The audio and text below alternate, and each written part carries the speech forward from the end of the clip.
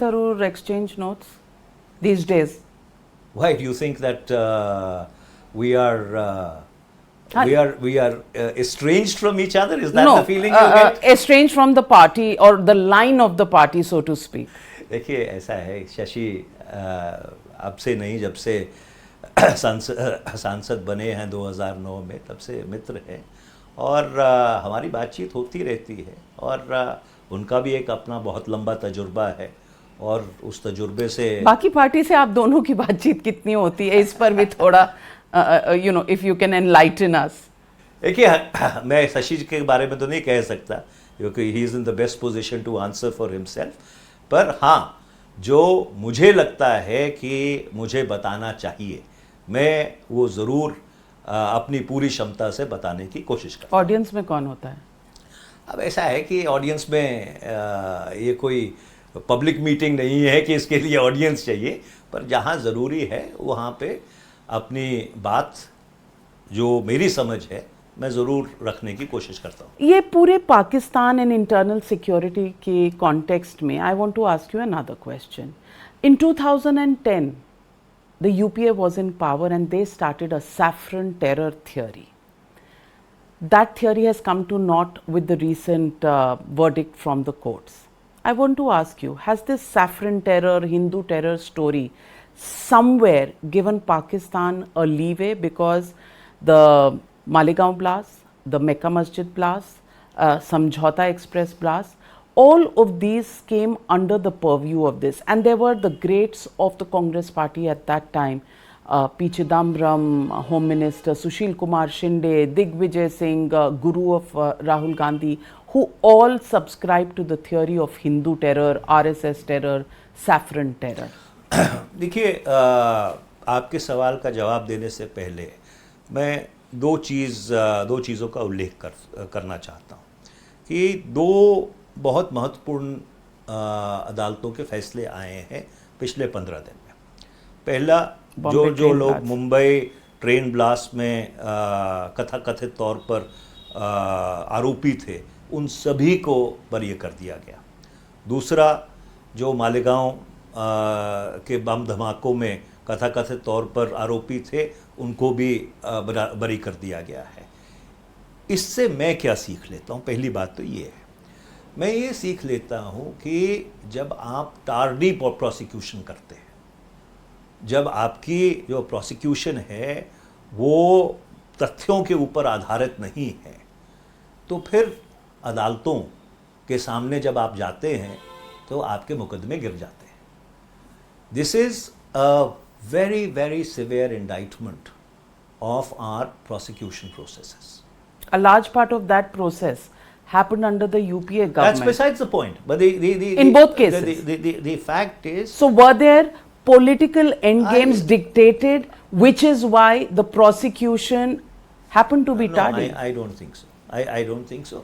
देखिए एक जिम्मेदार वकील होने के नाते जिसने पिछले 40 साल में हमारी अदालतों में और प्रोसिक्यूशन सिस्टम में क्या होता रहा है उसको बहुत नज़दीकी से देखा है, ये हिंदुस्तान के प्रोसिक्यूशंस को, हिंदुस्तान की पुलिस को, जो आपके प्रोसिक्यूटरल सिस्टम है, they will have to up their game.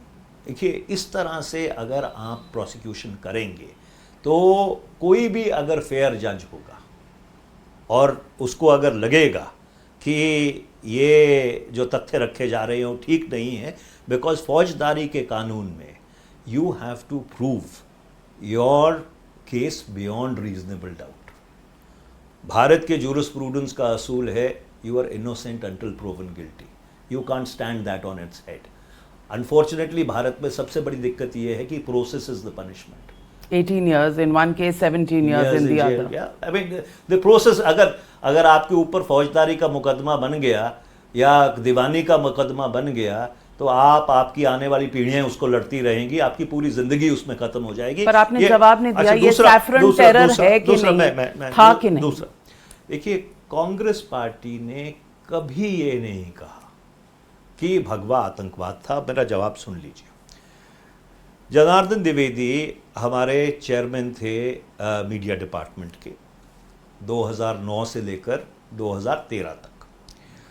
आप अगर अतीत में जाएं तो जनार्दन द्विवेदी जी के एक नहीं कई बयान हैं कि हम भगवा आतंकवाद या इस तरह की जो टर्मिनोलॉजी है उसको बिल्कुल सिरे से खारिज करते हैं, क्योंकि कांग्रेस पार्टी का यह मानना रहा है कि आतंकवाद का ना कोई धर्म है, ना कोई मज़हब है, ना कोई जाति है।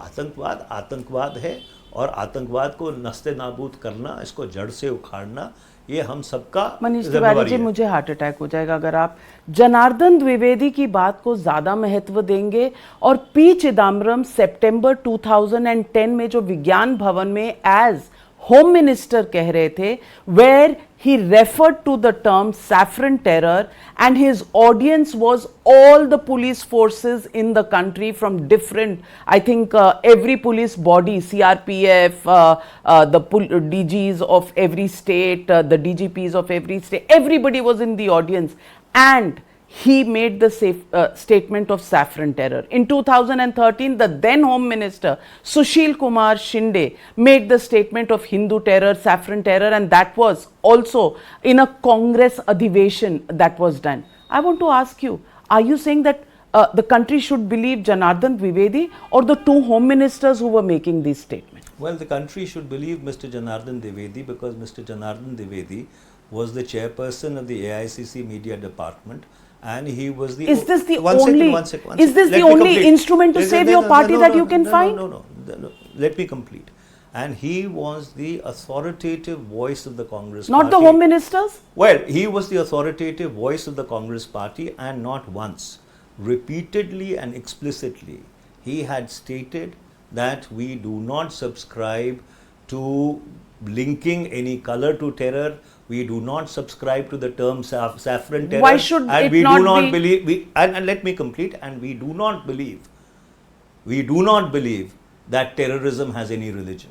The contradiction is from the Home Ministers, then Home Ministers of the country. Well, as I said, you can invite them to your show and ask them as to in what context they made that statement. The takeaway is also that both these incidents were initially investigated by the police forces under the UPA Sarkar, and that cannot be a coincidence that the facts, the evidence didn't quite stack up. Well, is it your charge that the UPA government was interfering into the investigation of these cases? Is that your charge? It is the understanding and the charge at your party from everybody else. Well, then those in the political space. Those people are, I think, fairly ignorant of the law. If you read the Criminal Procedure Code completely indemnifies